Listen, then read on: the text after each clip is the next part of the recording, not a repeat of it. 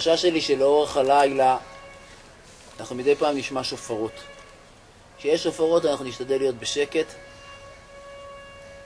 ולשמוע מפה. כן, אנחנו נשמע הרבה מאוד שופר הלילה. שופר זה מלשון שפרו מעשיכם, זה מתחיל ממקום צר והולך לרחב.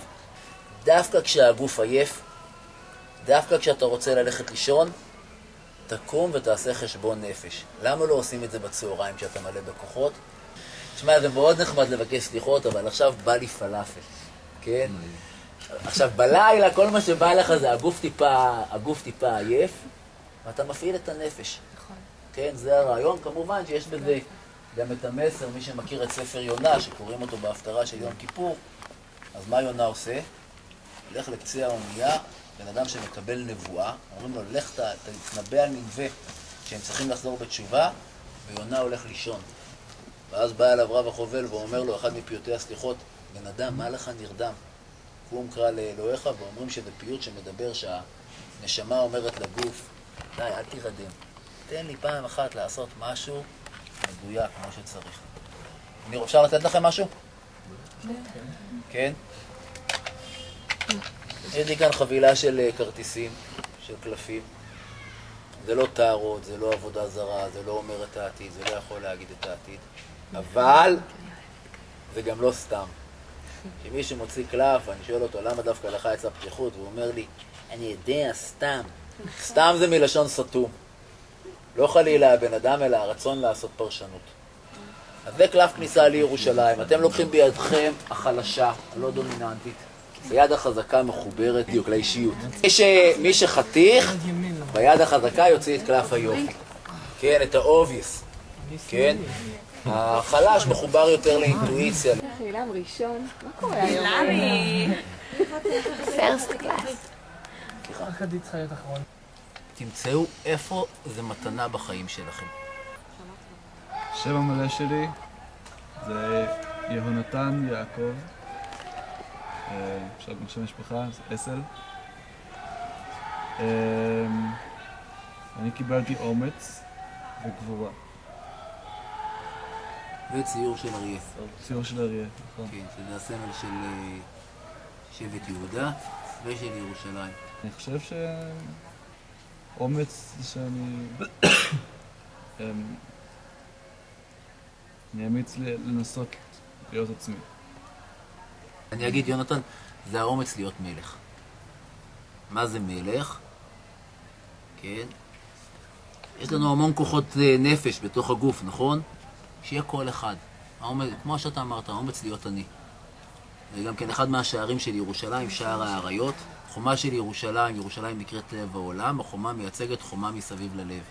לב סגור. אחד מהדרכים לפתוח את הלב זה להעיז. שקד, שם משפחה רוזמרין. אני קיבלתי קלף ספונטניות עם ציור של מכונית. ואיפה זה תופס מקום בחיים שלי? אני חושבת שבסך הכל אני אדם די ספונטני. כאילו, אומרים לי לבוא לאנשהו, ויש לי את היכולת, את הכוח ואת הכסף, אז אני אבוא. טוב, קוראים לי טל, והקלף שאני קיבלתי זה סבלנות. ציור של פיל סגול, מתוך בין שני עצים כאלה, עצי דקל. אני מאוד, כאילו היה לי שנה באמת עם שותף לעבודה מאוד מאוד קשה, שאני חושב שהייתי מאוד סובלן כלפיו. ואיך השם שלך שוב? טל. עכשיו תראו, טל עשה דבר מאוד יפה, שגם לנו כדאי. הסתכל אחורה והוא מצא בעצמו נקודה טובה. מה זה כל האיחולי שנה טובה? שלא תהיה כמו שאתה. נכון? מה אומרים לך? שתהיה יותר עשיר, שתהיה יותר זה? לא. כאילו, או שיהיה לך יותר. הוא אמר דווקא דבר אחר, הוא אמר, הוא הסתכל אחורה והוא אמר, הצלחתי לממש את זה.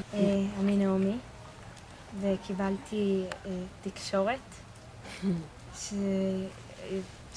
שני אנשים מדברים בדבר הזה. בלבן הזה עם ה... כן, יצא לכם? הכוס עם החוט.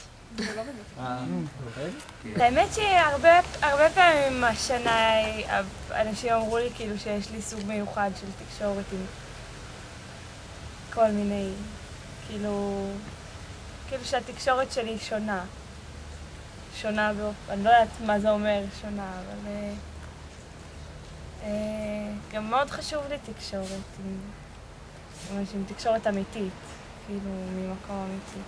המתנה בגדול, נעמי, קשר בין ראש ללב, בין לב לראש. לכן יש לך את התקשורת הזאת. לגמרי. כן, זה המתנה, בגדול.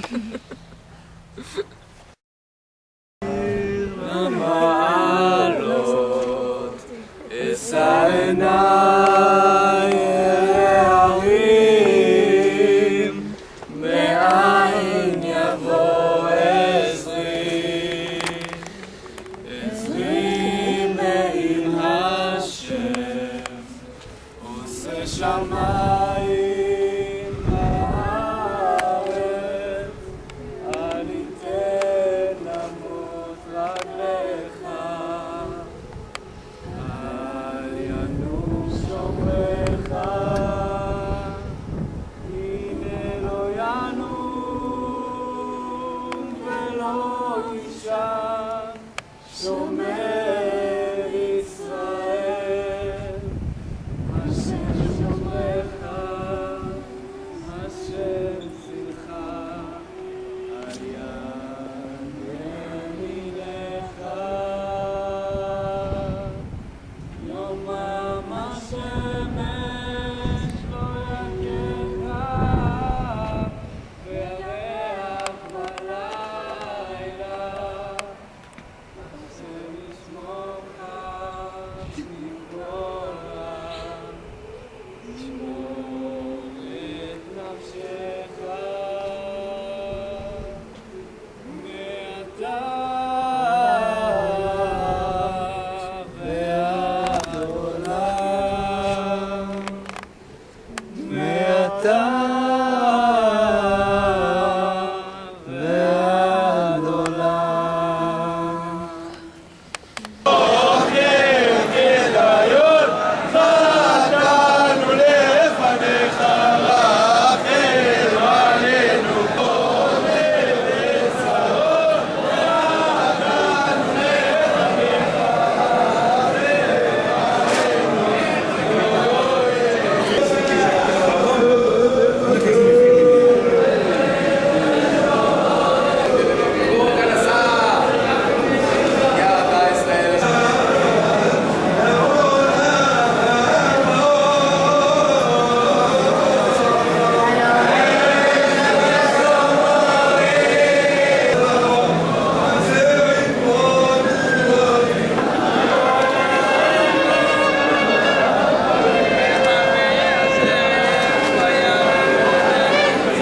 זה שונה מכל סיור סליחות שעברנו עד עכשיו. זה היה ממש חיבר אותנו ללב, לעצמנו, חברים. זהו. אורטל, גם בשירות מקטמונים. באמת אני ממש מסכימה עם גיל, זה היה חוויה ממש מיוחדת, ואני שעברתי כאילו, לא יודעת, כל בת שירות פה בטח עברה מלא סיורי סליחות כאלה של דוסים וזה, דווקא, לא, ברצינות, דווקא זה היה כאילו בין הסיורים שהכי חיבר אותי, כאילו בנפש כזה, לא יודעת, זה נורא כאילו, הסיור הזה היה נורא בדרך כאילו דרך הפוכה ממה שאנחנו רגילים, דרך יותר מקורית כזאת, כאילו יותר מקטע של להתחבר בנפש שלך, וכאילו לא זה נשמע גבוה, אבל כאילו מה שחושבת שזה כזה דיבר בצורה יותר חווייתית ומקורית מאשר כאילו בסיסמאות וטוב. אני חייבת להגיד שהתפעלתי מאוד מהמדריך.